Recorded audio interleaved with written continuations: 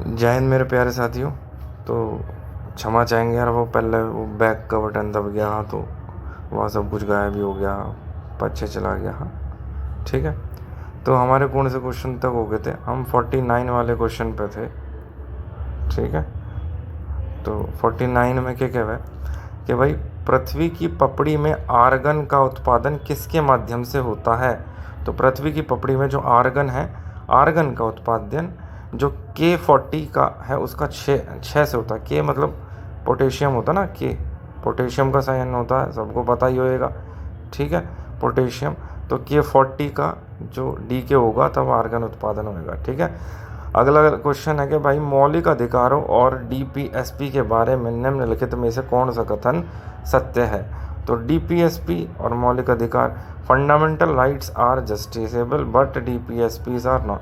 जो मौलिक अधिकार हैं वो न्यायोचित हैं और DPSP नहीं। क्या इसका क्या मतलब है? इसका मतलब है कि जो DPSP का मतलब फुल फॉर्म आपको पता होगी, डायरेक्टिव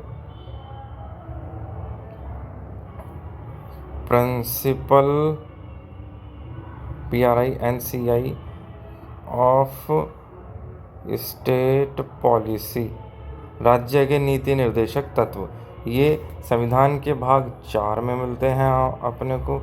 ठीक है, आर्टिकल नंबर 36 से लेके 51।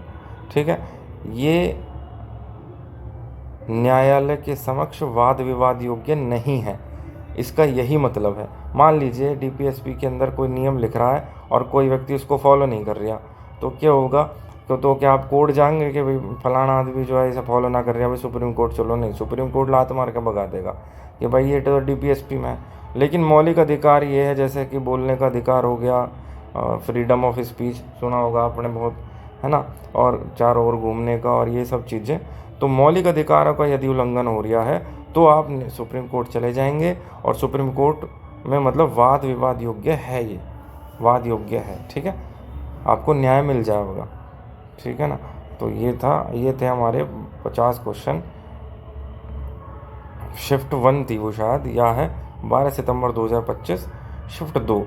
तो यहाँ के देख लेते हैं भाई। क्वेश्चन नंबर 26, मतलब वैसे तो क्वेश्चन नंबर 1 ही है, क्योंकि 25 ही क्वेश्चन हो गए जीके के ना। तो हुमायूं का मकबरा, ये कह रहा है कि नीचे कथन दिए गए हैं, इसमें ए तो असर्शन है और यह जो आर है या रीजन है। तो पढ़िए, हुमायूं का मकबरा पहला प्रमुख मुगल उद्यान मकबरा था और इसने सीधे ताजमहल के डिजाइन को प्रेरित किया। इसने चार बाग उद्यान लेआउट और दोहरे गुंबद वाले मकबरे की शैली पेश की, जो बाद में मुगल वास्तुकला की विशेषता बन गई। ए और आर दोनों ही सत्य हैं। ठीक है, मतलब कि ये बात जो कही है या कथन तो सत्य है ही है, और इस कथन के सत्य होने का कारण ये जो लिख रखा है ये भी सत्य है, यही कारण है इसका। ठीक, अगला चलो भाई, अगला क्या कह रहा है? किस प्राचीन शासक का प्रशासन अपनी अत्यधिक केंद्रीकृत संरचना के लिए जाना जाता है? चंद्रगुप्त मौर्य। जल्दी जल्दी कर लेते हैं यार, टाइम बहुत लग रहा है, अभी तक 25 क्वेश्चन हुए हैं, आधा घंटा होने जा रहा। निम्न में से कौन सा कथन भारतीय शास्त्रीय संगीत के विकास को सही ढंग से दर्शाता है? रागों का विकास जातियों से हुआ, 72 मेल वैकटमाखी द्वारा रचित था। समझे, ये स्टेटमेंट दे रखे हैं। अब भारतीय शास्त्रीय संगीत के विकास को सही ढंग से दर्शाने वाला कौन सा स्टेटमेंट है? वो यही है कि जो राग हैं, रागों का विकास जातियों से हुआ है, 72 मेल वैकटमाखी द्वारा रचित था। अब चलो आगे देखो, लंबी कूद के चरणों के बारे में निम्न कथनों पर विचार कीजिए। लंबी कूद, ठीक है चलो। एथलीट टेक ऑफ से पहले रनवे पर दौड़कर सबसे बड़ा क्षण प्राप्त करता है। टेक ऑफ के दौरान एथलीट संतुलन बनाए रखने के लिए कमजोर पैर से धक्का देता है। केवल एक सही है, कमजोर पैर से धक्का थोड़ी ना देगा जब संतुलन बनाने के लिए, नहीं ना। वो तो टेक ऑफ से पहले रनवे को दौड़ कर सबसे बड़ा क्षण प्राप्त करता है। ठीक है, अगला क्वेश्चन है मैरी कॉम के बारे में। मैरी कॉम ने अपना सबसे हालिया अंतर्राष्ट्रीय स्वर्ण पदक किस टूर्नामेंट में जीता था? तो मैरी कॉम ने प्रेसिडेंट कप इंडोनेशिया में जीता। हाँ ठीक है, आगे 1773 के रेगुलेटिंग एक्ट ने मुख्य रूप से कंपनी के प्रशासन में किन दो अलग अलग क्षेत्रों में परिवर्तन पेश किए? तो घरेलू स्तर पर कंपनी का संविधान और भारत में प्रादेशिक नियंत्रण।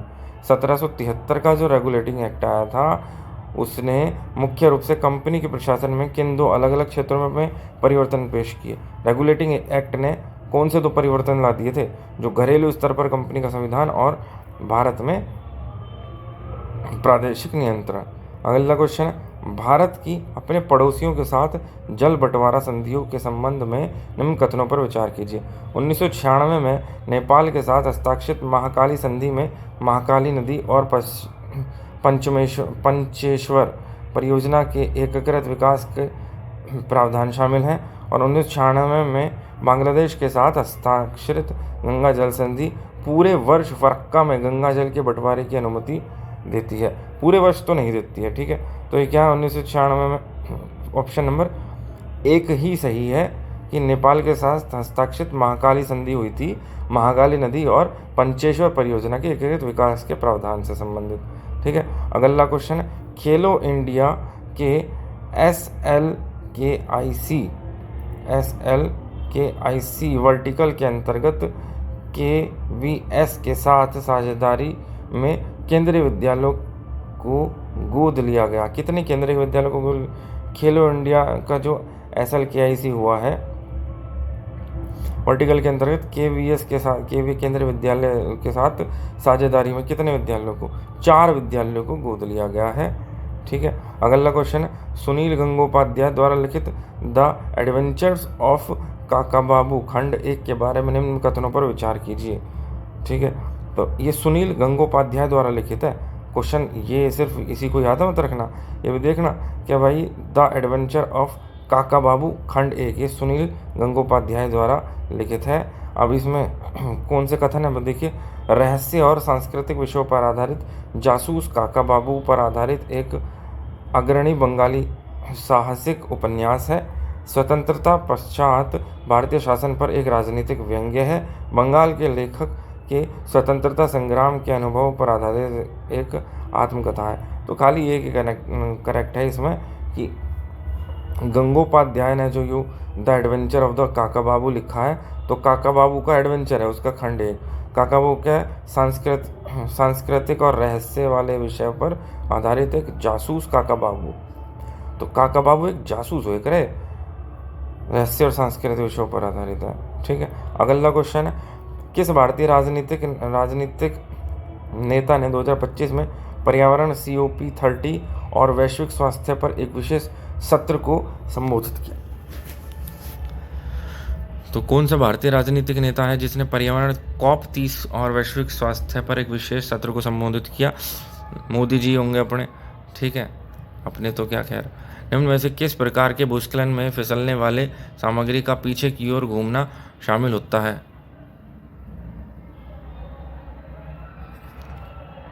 स्लंप, पीछे की ओर घूमना।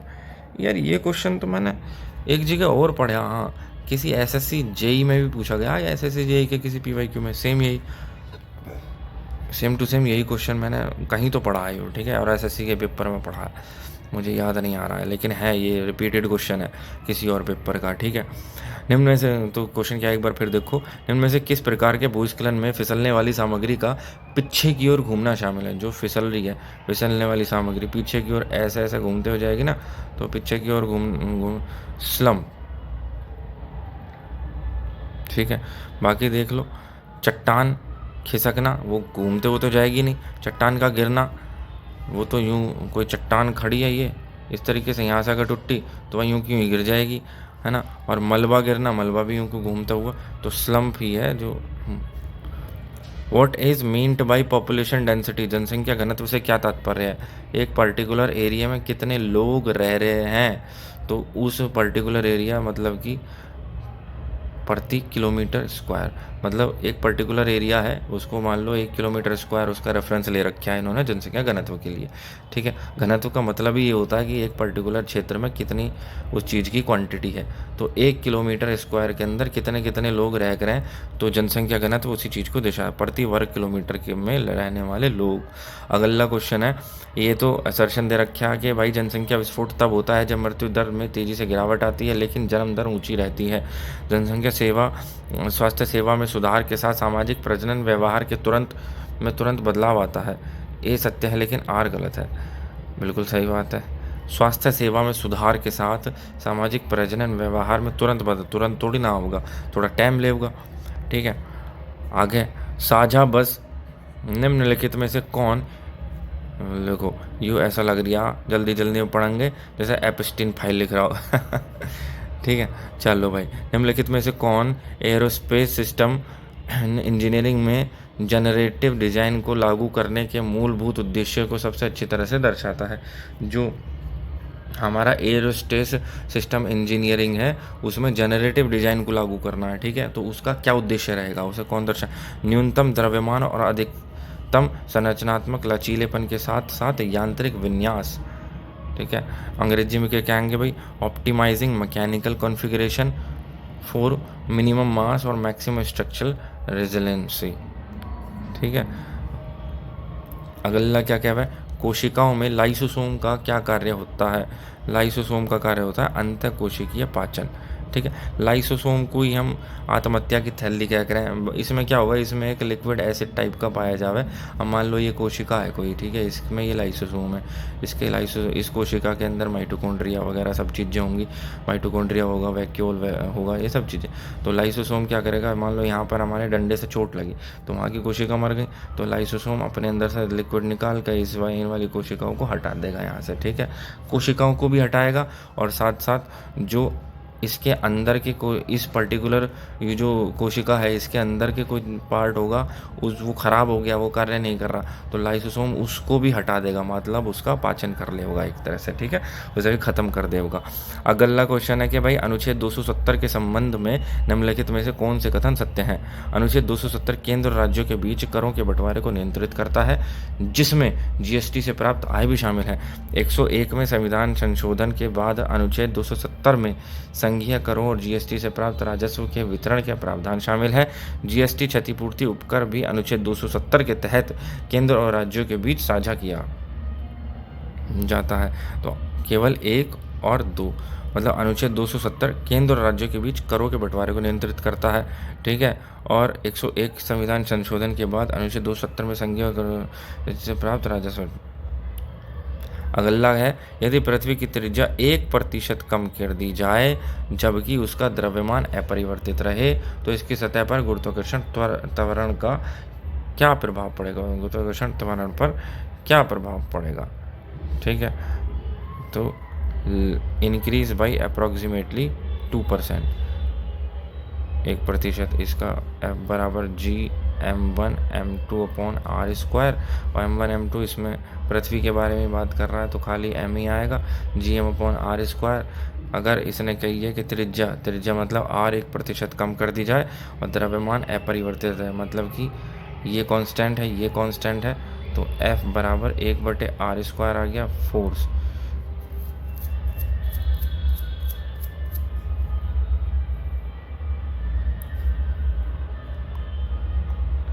F बराबर mg भी होता है ना, तो g directly inversely proportional to r² के।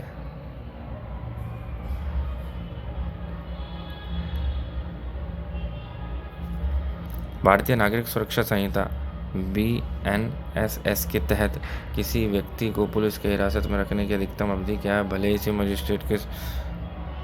मजिस्ट्रेट द्वारा समय समय पर रिमांड पर लिया जाए। ठीक है, 15 दिन तक उसे जो है हिरासत में, पुलिस हिरासत में रखा जा सके है। ठीक है, यार सिर में दर्द हो रहा है बहुत कैड़ा। प्रधानमंत्री किसान मान धन योजना PM KMY के नामांकन के लिए किसानों की आयु सीमा के हुए करे 18 से 40 साल। जो प्रधानमंत्री किसान मान धन योजना है उसमें 18 से 40 साल उम्र चाहिए किसानों की। अब बच्चे के कह रहा भाई नीचे दिया, ये असर्शन हो गया, ये रीजन हो गया, असर्शन रीजन। उड़ान योजना क्षेत्रीय हवाई संपर्क में सुधार करती है और ये जो रीजन है यह एयरलाइनों को वित्तीय व्यवहार्यता अंतर्निधि प्रदान कराती है। ये व्यवहार दोनों सत्य हैं, आर्य का सही स्पष्टीकरण है, बिल्कुल सही।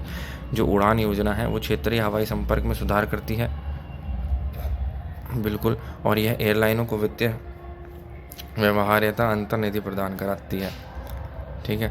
आगे क्या कह रहे हैं, ऑक्सफोर्ड इकोनॉमिक्स द्वारा जारी ग्लोबल सिटीज इंडेक्स 2025 के अनुसार किन दो शहरों ने अपना शीर्ष स्थान बरकरार धरा है। तो लंदन और न्यूयॉर्क ने ऑक्सफोर्ड इकोनॉमिक्स द्वारा जारी ग्लोबल सिटीज इंडेक्स 2025 के अनुसार, ठीक है, शीर्ष स्थान बरकरार धरा है। सिर फटन लग रहा है यार, भी बस ये 50 क्वेश्चन होती बंद करूँगा, आज हिम्मत नहीं हो रही। हल्के उद्योगों के बारे में निम्न में से कौन सा कथन सही है। तो हल्के उद्योग उपभोक्ता वस्तुओं को बनाने के लिए हल्के पदार्थों का प्रयोग करें।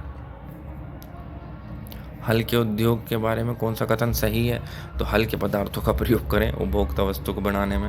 अगला है कि भाई संविधान की अनुसूची 5, 6, 7 में क्या शामिल है, अनुसूची 7, ठीक है, तो 7 में है 3 लेजिस्लेटिव, 3 विधायी सूचियाँ शामिल हैं, ठीक है। संविधान की अनुसूची 7 में 3 विधायी सूचियाँ शामिल हैं,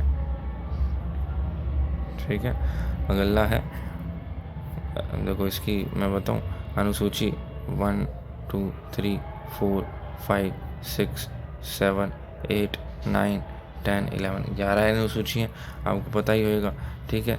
4 राज्यसभा, ठीक है, इसमें आ जाता है वेतन, इसमें आ जाती है शपथ, ठीक है, इसमें आ जाता है भारत राज्यों का संघ, इसमें 5 में आ जाता है